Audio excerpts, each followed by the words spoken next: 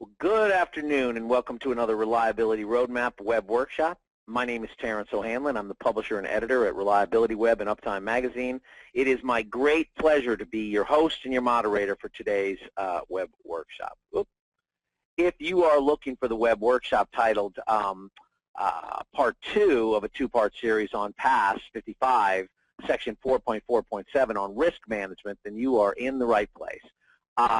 In the PAS-55 framework for optimal asset management, Clause 4.4.7.1 specifies that an organization shall have processes in place for the ongoing identification and assessment of asset-related and asset management-related risks, as well as the identification and implementation of control measures over the life cycle of that same asset. There are several good options for evaluating risks and financial impact to asset performance, such as HAZOP, RCM, risk AOA, and so on. PAS-55 specifies that when we meet its requirements to be compliant. In this second webinar of a two-part series on Section 4.4.7, risk management of the PAS-55 framework, we're going to explore what asset criticality, risk identification, and assessment, and then use and maintenance of the risk identification. And today we hope to give you these three minimum learning takeaway points: an enhanced understanding of asset criticality as it pertains to a culture of risk management, other risk identification and assessment methodologies that support the PAS-55 standard, how an organization should use risk assessment information in the activities and procedures supporting asset management. Today we're very fortunate to have Stace Smith at the Asset Performance Group as our web workshop leader.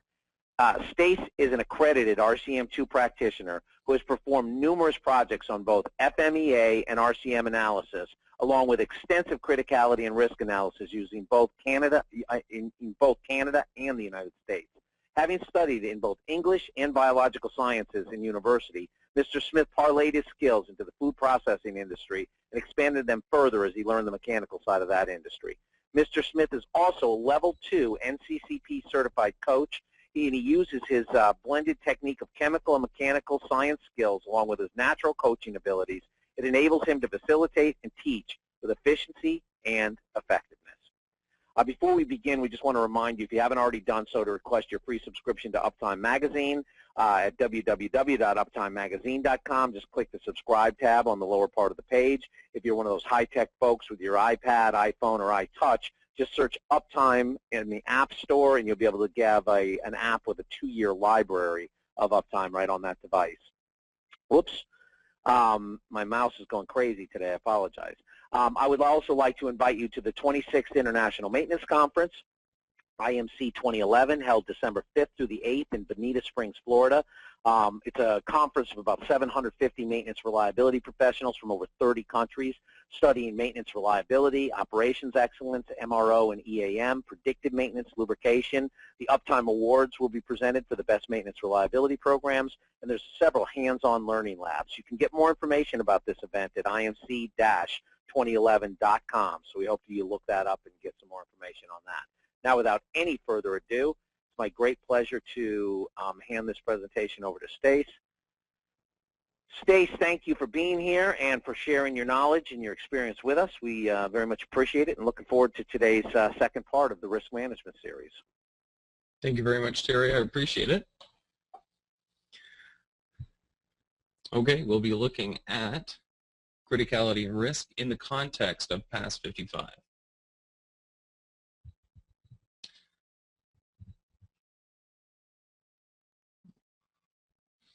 Okay, so our agenda today, we'll be looking at PAS-55. We'll do a little bit of a background and overview, where we're going to be looking at criticality and risk, PAS-55, risk assessment and implementation strategies, and a summary. So first off, who is APG? Well, we were founded in 2003 by reliability experts from multiple industries. We have offices in Hamilton, Calgary, and Vancouver with resources around North America. We have a focus on asset care solutions, and we're leaders in the asset performance management results. We have a global network of reliability experts, and we're endorsed by PAS-55 as assessors in Canada. We were the very first. PAS-55 was first published in May of 2004. We have two parts: requirement specification and implementation guidance. In 2006, mainly due to demand, they brought into assessment methodology as well. In 2007, they became Ofgem requirements, which is the Office of Gas and Electricity Markets. In 2008, there was an update, and they had, at that time, 50 organizations, 15 industry sectors, 10 countries, and over 1,300 suggestions. So, our umbrella is asset management. Asset management is defined as the systematic and coordinated activities and practices throughout which an organization optimally and sustainably manages its asset and asset systems. Consideration must be given to an asset's associated performance, risks, which we'll be talking about today, and expenditures for the purpose of achieving its organizational strategic plan throughout its entire life slice. Asset management systems. So PAS-55 looks at the pyramid of asset management systems. Starting at the top with corporate organization management, PAS-55 comes in just below that and looks at management portfolios, asset systems, and then asset management of those systems. One of the critical portions, what I want you to take a look at the bottom of the pyramid, is the optimized life cycle activities. Create, acquire, utilize, maintain, renew, and dispose. These are all part of the PAS specification, okay, which is a top-down approach to asset management. This starts with an understanding of the organizational goals and determines the best maintenance strategies from there. And these four major points, which are the bottom of the pyramid, okay, are all part of the life cycle and will all be utilized in the criticality and risk assessment portion. So PAS-55 says what needs to be done and not how it is done. So from the start, the organizational strategic plan coming down from top management will help create the asset management policies, strategies, and objectives. These will all be used to implement the asset management plans, which then coordinate with the asset management strategies. Criticality and risk are key components of PAS-55 and are part of the specifications outlined in Section 4 of the Asset Management System Requirements, Book 1 and Book 2. So first off, what is criticality? Criticality can be defined as the potential failure consequences of an asset or asset system. This can be expressed as an organization-specific consequence priority number. And this is dealt with in a normally facilitated session. And these processes are defined values and criticality scores, which are garnered through a group of people. And Terry, you have a question? Yep, all right. Here we come. Darn mouse of mine today. Here we go. What company was the first PAS-55 endorsed assessor in Canada? Was it the assessment and maintenance firm, the asset performance group, the performing asset company, or the asset provision group? We'll just take about 5 more seconds. And I'm going to go ahead and close it and share it. The company that was first PAS-55 endorsed assessor in Canada, 92% recognize that as the Asset Performance Group, or as we call them, APG, and 8% thought it might be the Performing Asset Company, but no one answered the first one or the fourth one. Okay, thanks, Darren. So back to you. Okay, from criticality, we're going to look at risk. Risk can be defined as the product of probability and consequence. This is also known as relative risk and can be expressed as the equation consequence times probability equals relative risk. So, what does risk mean to me? Risk is the likelihood of a possible event or events, which is the probability, and the potential corresponding harm to personnel or the company itself, which is the consequence. Although this definition is a little subjective by nature, it is up to the organization to clearly define the harm and what it means to them. This will lead into the consequence matrix. So before any internal examination takes place of the organization must define the consequences of failure in relation to their own policies and objectives, and the regulations, both internal and external, must be reflected when creating the consequence criteria and framework. These criticality scores, along with their definitions, can be expressed in a criticality criteria and scores matrix. So I've given you an example here of one of the matrices that I've worked on in the past. This is basically derived from a 5x5 matrix. A lot of the companies will already have this in place, but we actually must work with the management to define and then give scores to each one of the levels of the matrix. Health and safety and environment are normally the two linchpins of each one of these matrices, okay? The other portions or the other columns will normally be derived during the facilitated session with management. One of the key points that I like to bring up is the fact that commonly the practice is to have the top health and safety or environment score be equal to or less than the sum of all other factors. So at the top you can see that the multiple fatalities or the reportable release or spill, which are top 40 for health and safety or environment, cannot be less than the sum of the other three categories. Okay, and this will come into play when the criticality scores are used for maintenance purposes and then down the road for risk purposes. So for the consequence priority numbers, the information that's garnered through the matrix will then be put into algorithms or equations that will help derive the consequence priority numbers. In this example, we have 3, 1 being the highest, then 2, and then 3. I've seen as much as 5 or 7 as well. This will be company specific. Then leading into the probability of failure, each one of these is going to be directly derived from top to bottom and will be used in that risk equation that we discussed earlier. Okay, so a failure occurs less than a month.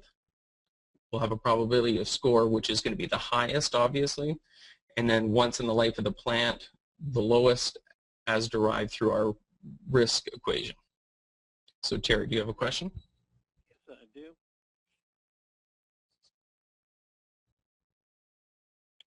Risk can be expressed as a mathematical equation. What is that equation? Is it risk equals probability and consequences?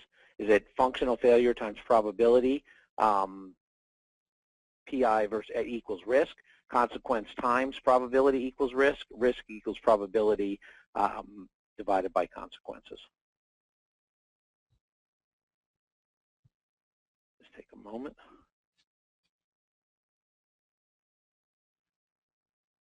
I'm going to give it about 5 more seconds. We got everybody jumping on this one. And I'm going to close and share. Well, I know I read to the audience in your bio that you're an effective coach and teacher, but this is ridiculous, 100%. No one got it wrong. Consequence times probability equals risk. Did we do all right as an audience? Fantastic. Well, then that means you did a good job as a teacher. Thank you, sir. Thanks, Terry. All yours. Okay. So now that we've taken a look at criticality and risk, we're going to associate that now with PAS-55. So in your handbooks, you will find criticality under 4476, risk identification and assessment under 4477, and use and maintenance of asset risk information as 4478. Criticality, as described in PAS, criticality will usually include, but is not limited to, the risk of asset failure or non-performance. How I see this is that The commonly applied to the analysis phase or the facilitated phase, where the system or subsystem levels are analyzed as unavailable to the process, which is non-performance, or the components analyzed as worst case but still reasonably likely. This too, however, will be organization specific and will need to be defined during the criticality and risk criteria development stage. So just to go a little bit more in depth, what I like to do personally is I like to look at the system or subsystem levels as both unavailable to the process and worst case scenario but still reasonably likely. This offers up more information that can be used down the road from the criticality and the risk side of the equation. Criticality may also consider asset capital value, performance or efficiency, flexibility, and other characteristics that reflect organizational goals and values. If we think back to the company that I had on my matrix, they looked at reputation as a very, very high value and incorporated that into their own matrix. What I've done here is I've actually included a couple of the tools that I've used in the past, and I find them very valuable when working with criticality in the facilitated session. One is the rules of thumb. This is how we look at and analyze the duty systems or duty components, the standby and hidden functions, okay, such as a pressure relief valve, the way that we look at double duty systems, seasonality, and then parent-child relationships, which can be a higher level or black box analysis. Okay, and these are just basically rules that we will use, and it's important that everybody is on board to understand what these rules are and how they apply to their own company. Next is rules and assumptions. Okay, and then again, this is what we talked about before with the subsystems looked at as unavailable to the process, and then components looked at as worst case but still reasonably likely. What we'll always do is we'll normally pull out protective devices and analyze separately, okay? But what I normally like to do is I normally like to look at each component and analyze each component, okay? And that will effectively take out that rule. Control loops are one of my pet peeves. What I like to do is I normally like to look at the IPs, limit switches, and solenoids as a part of the valve. These will normally be taken care of at the maintenance level on the valve level. Okay, so they will be associated with the control valve. Pumps and motors, which in the past were linked. Okay, so the motor would take the same criticality as the pump. What I found is that it is actually beneficial to separate the two, as a motor may not have the same health and safety or environment consequences as the pumps. Okay, these are just little tidbits, but criticality tools that can be used. So risk identification and assessment, which is 4777. The identification and assessment of risks shall consider the probability and credible events of their consequences and shall as a minimum cover physical failure risks, operational risks, natural environment risks, okay, such as storms or floods, factors outside of the organization's control, such as supplied materials, and stakeholder risks, what I kind of consider as bottom of the barrel. But the one is at the bottom, risks associated with the different life cycle phases of assets. Okay, this goes right back to what we had talked about before, the bottom of the PAS-55 pyramid, commissioning, running, maintenance, and decommissioning. Okay, and these are all very key points and should all be looked at when dealing with criticality and risk. Different identification tools, okay, and techniques. These are outlined by PAS-55. I'll just go over them quickly. We had SWOT, which is strengths, weaknesses, opportunities, and threats. BPEST, business, political, economic, social, and technological. PESTLE, which is quite popular. HAZA, which is very popular here in North America. Risk assessment workshops, industry benchmarking, incident investigation, auditing, and inspection. All of these are good tools to identify these risks. Okay, and some companies may want to identify these risks before the analysis phase. I personally like to, as I said before, look at all of the components, which would somewhat negate this process. Next is risk analysis tools. Okay, and these will be used during that facilitated or analysis project, which I talked about previously. And we can use threat analysis, FMEA or failure mode and effects analysis, failure mode and effects criticality analysis, which is my personal favorite, root cause analysis, which is very popular again here in North America, event tree analysis, fault tree analysis, and deterioration dependency or system performance modeling. Finally, we look at the selection of controls. This is at the top of the umbrella, and these are what are going to be used to take that data and utilize it. Reliability-centered maintenance, risk-based inspection, and instrument protective function. And finally, we're going to be looking at the use and maintenance of asset risk information, 4470. PAS-55 states that the organization shall ensure that the results of risk assessments and the effects of risk control measures are considered and, as appropriate, provide input into the asset management strategy, objectives, and plans, which we all saw as part of the PAS-55 setup, the identification of training and competency needs, the determination of controls for asset lifecycle activities, and the implementation of asset management plans.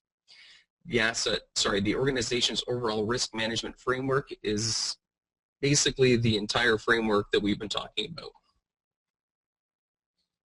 PAS-55 states that the organization shall keep the results of identification of risks, risk assessments, the determination controls up to date, and document these where not doing so could affect the delivery of the asset management objectives and strategies. So almost in layman's terms, and what I find to be almost most important about this entire process is the fact that after you garner the risk information and the criticality information, use it, implement it, and maintain it. If any of the major changes to either the assets or the objectives or strategies, these need to be taken into account, reanalyzed, and then re-implemented back into the asset management strategy. Okay, Terry, do you have another question?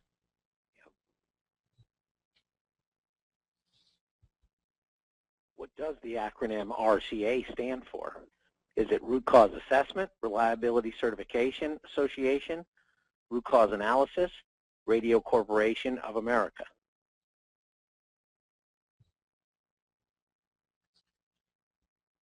Everybody's pretty quick on the uptake here. We're going to give it about 3 more seconds, and I'm going to go ahead and close. Once again, stating the effectiveness of your coaching and your teaching, 100% answered root cause analysis. So there we go. Thanks very much, Terry. No worry. Okay, and as a summary, we're just going to say that PAS-55 has made the identification, assessment, and implementation of criticality and risk information a critical success factor for the effective asset management.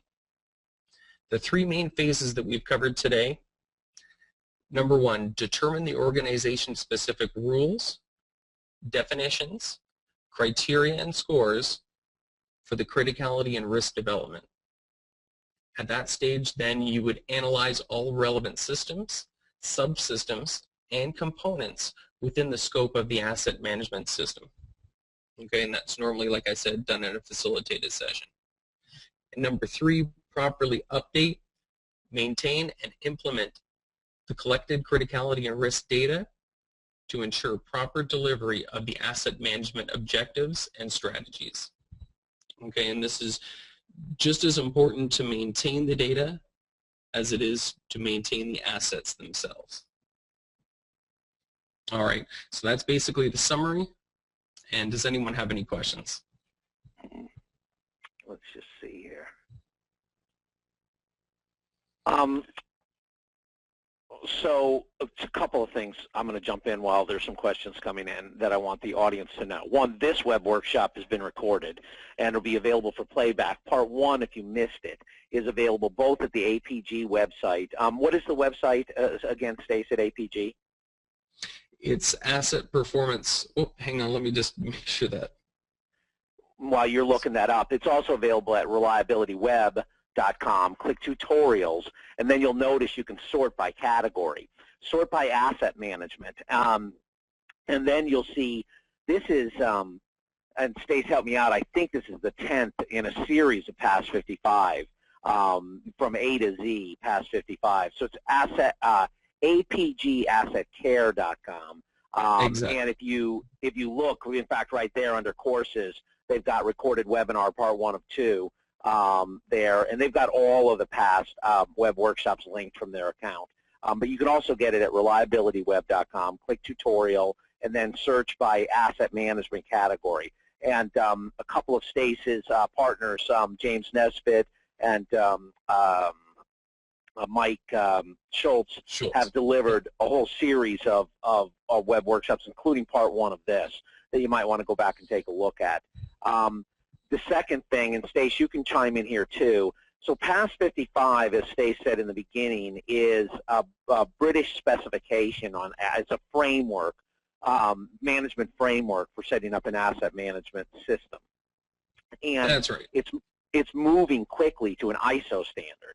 And although there's a great deal of interest, and I know Stace and his company have helped a number of companies build the initial framework here in North America, the adoption's been a little slowed because it is a British specification, even though, as Stace said, there was a lot of input into the 2008, a lot of international input into the 2008 revision. Now it's moving to, by 2013, to be a published ISO standard, ISO 55000. And our prediction is that it's going to be adopted rapidly. And the people that are like working with Stace and his company now, doing early adoption and building the framework early, are going to be rewarded, because they're not going to be in a reactive mode when the company management says, get this asset management framework implemented.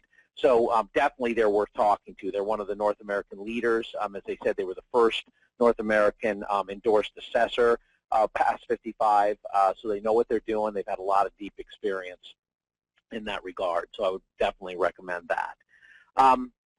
Stace, as far as risk goes, with and without even PAS-55, you know, PAS-55 setting out the requirement. Mm-hmm. But we see a lot of times criticality being the #1 driver for what gets attention in companies. And you mentioned criticality, but risk seems to be a level. Is risk a level up from using criticality as a determining factor? Without a doubt, I think that criticality was used mainly for the maintenance purposes, okay, to help create those priority numbers. Yes. We talked about previously. Now, risk is more of a management level, okay, but it is used to help create the strategy around asset management. And it's these risks that need to be taken into account due to the health and safety and the environment and regulatory framework that we had come up with for the matrix. There's a question in here that says, do you think that the U.S. OSHA process safety management has put U.S. covered companies in an advantage to meet the ISO standard for asset management framework when it's available? I don't know how much you know about the U.S. OSHA process safety management. Do you want to take that, or I can jump a little bit on that also? Sure, Terry. I'll probably let you take that, as you probably have more information. So the process safety management specifications from OSHA, in my understanding of them, primarily deal with mechanical integrity. I am in favor, in fact, one of the companies that APG, I believe, has had some contact with and works with is Scottish Power through their contact with Ivara. APG is one of the partner companies for Aladon and Ivara. And Scottish Power has done just that. They've created their asset management framework under a process safety management program, and they've created fabulous results for some of the tools that Stace has mentioned in this particular web workshop. So in one way, I would say yes. And to your question, that's a broad stroke generality, though, because when I talk to people in the United States about this, about their process safety management, what it seems to me is their process safety management programs are one slice of their asset management program, and it is not all-encompassing. So I think it's kind of a yes or no answer to your question. I think it certainly has tremendous potential, and I heard Stace say that control loops was one of his pet peeves, and I can see why, and I agree with him 100%. Because of what goes on in reality. But to me, an asset management program under the framework and the structure of a disciplined process safety management, as long as it's all-encompassing. The problem in the United States is it's not all-encompassing. But the framework itself is great. So, again, I hope I'm not being too hedgy with that, but it's kind of a yes or no question. Absolutely, and I totally agree, Terry. Thank you. Next question. At what level of asset do you generally see PAS-55 applicable to? For example, do you do the entire building, the systems, the individual equipment, the component level, the subcomponent level? And how do you apply risk to these different categories? So we can come back and answer this in parts, but how do you apply risk to these categories as they all have different life cycle and they all have different criticality? So let's take the first part first. Where do you apply PAS-55? If I'm Shell Oil Company, do I have to apply it globally? Can I apply it to a business unit? Can I apply it to a plant? Can I apply it to systems within a plant? I think that the purpose of PAS is to be all-encompassing, okay, for the entire organization. Now, realistically speaking, a lot of companies will take it bit by bit, okay, and apply it to different sectors or even asset systems, see how it works, and then after seeing how it works, put it across all of the other systems and then go company-wide. And that's normally how it's done. I think that originally it was intended to go top-down, company-wide.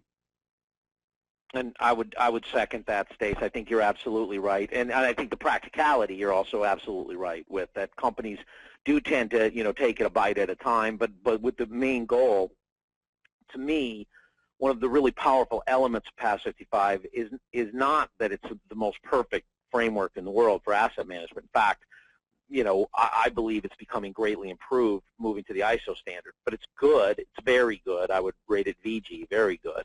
But to me, the most powerful value of it comes from just what Stace was saying. If you look at it from an enterprise level, you're connecting the top level, the people who deploy the capital for the assets to begin with.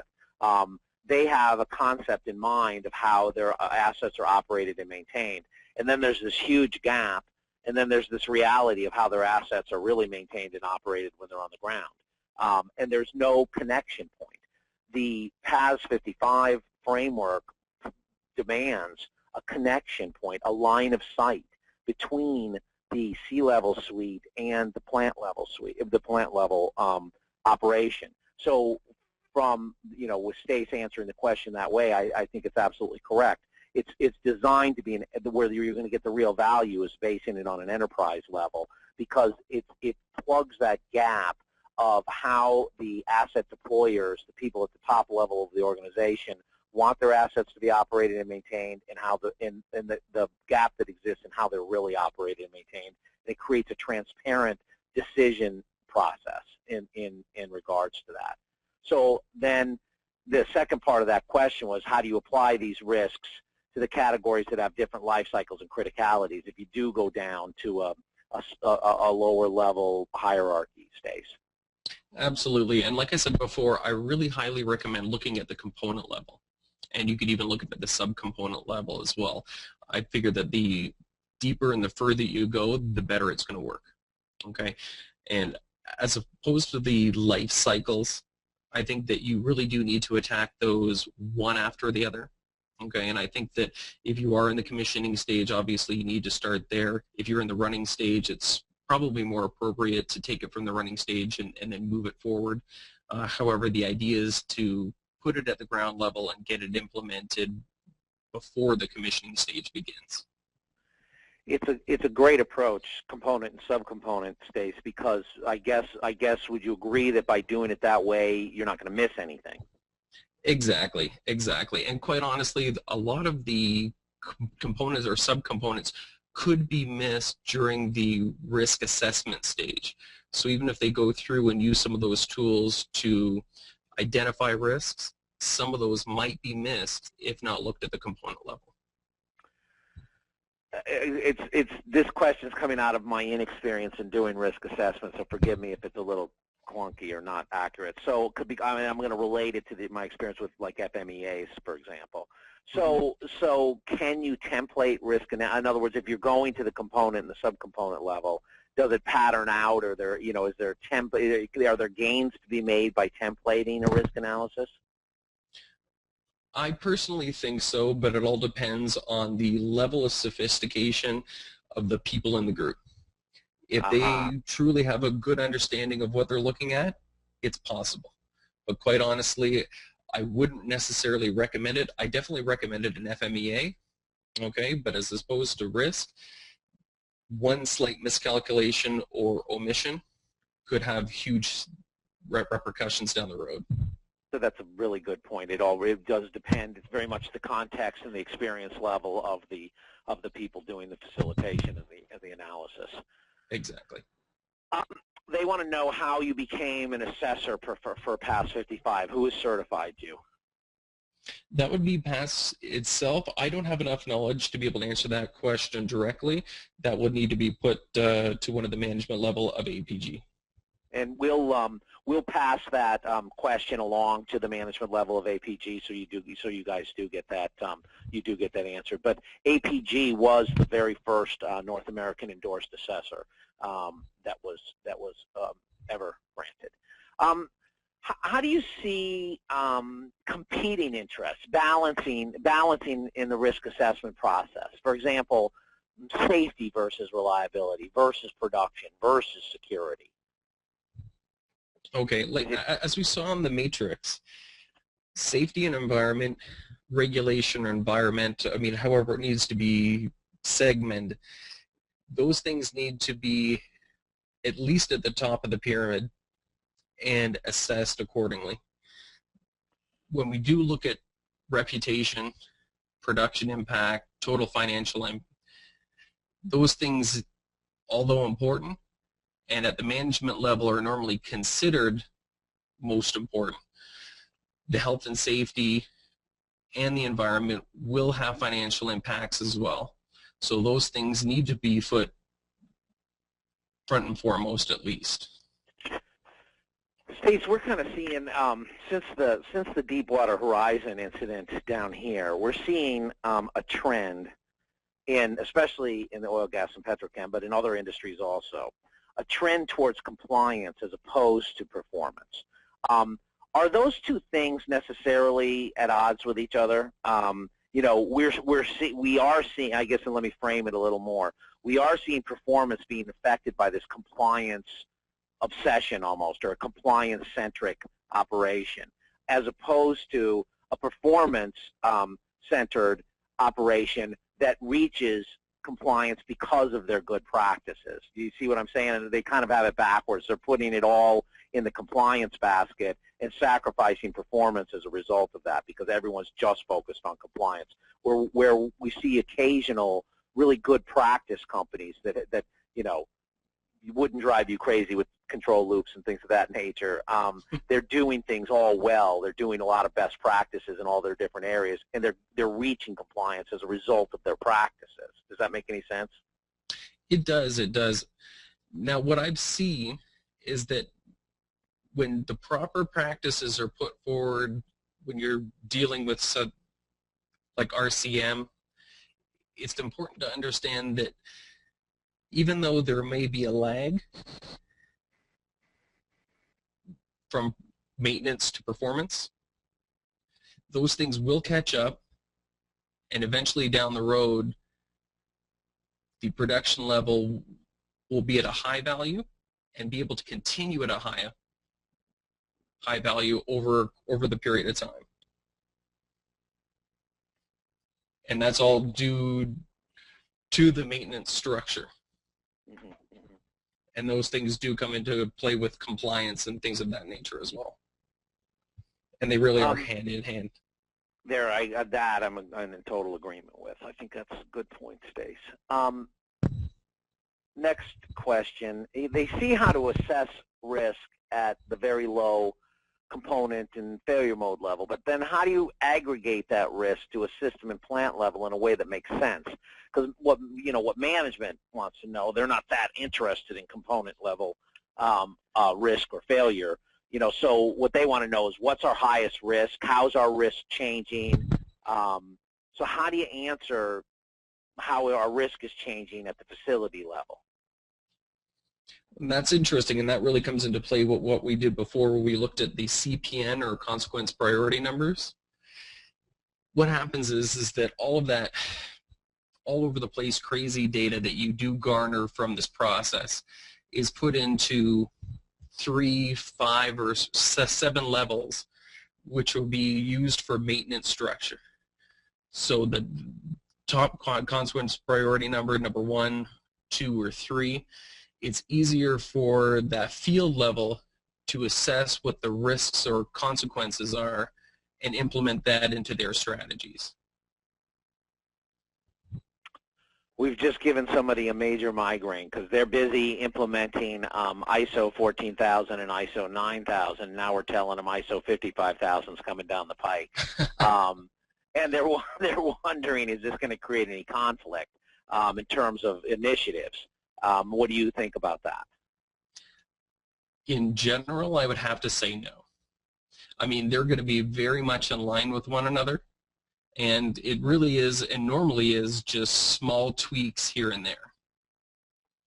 I would echo that, Stace. I'm on the U.S. tag that's writing the ISO 55000, and we're just one of 24 countries. Canada has a tag, and 22 other countries besides the U.S. and Canada are involved.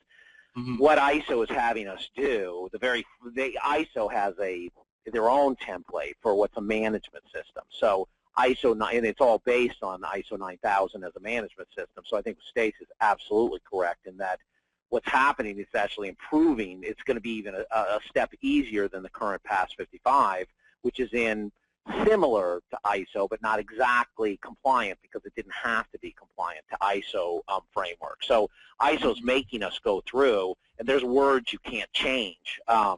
So it's almost like a fill-in-the-blanks type of a template to at least get started before we start adding the meat and potatoes to it. So to me, I think Stace's answer is 100% correct. If you're already implementing 9,000 and 14,000, what that really is it's a management framework. You're going to be able to slide 55,000. You're going to be ahead of somebody who doesn't have those that kind of framework, that kind of management framework in place, because you're documenting your processes. Your processes are identified. You know what they are, and you're documenting them. And that's part of what's going to happen with ISO 55000. It's just that you may be doing that with your manufacturing process or some other process, just maybe not with your asset management process. But everybody will be familiar with the terms. Everybody will be familiar with what you need to do to get into compliance. And it'd be as if there was only ISO 9000 and you were going to add asset management as one of your key business processes. It would be somewhat similar to doing it in that framework, although this will be specific to asset management. I totally agree, and I think it's going to be taking the same framework and probably just manipulating it and moving it over into different sectors of the company. We, and Stace, you might find this interesting, we actually have a company that follows us closely and comes to a lot of our conferences and things that did just that. They have ISO 9000 certification, and they picked 7 key business process areas to get certified, and one of those process areas is asset management. So they have one of the few ISO 9000 certified asset management processes in the United States. Oh, very interesting. And they're looking very carefully at what's going on with PAS-55 and ISO 55000, and just what you said is what they say. They think they're going to be in a better place to comply with that because of their robust definition of what their processes are. Yeah, honestly, they might even be there already.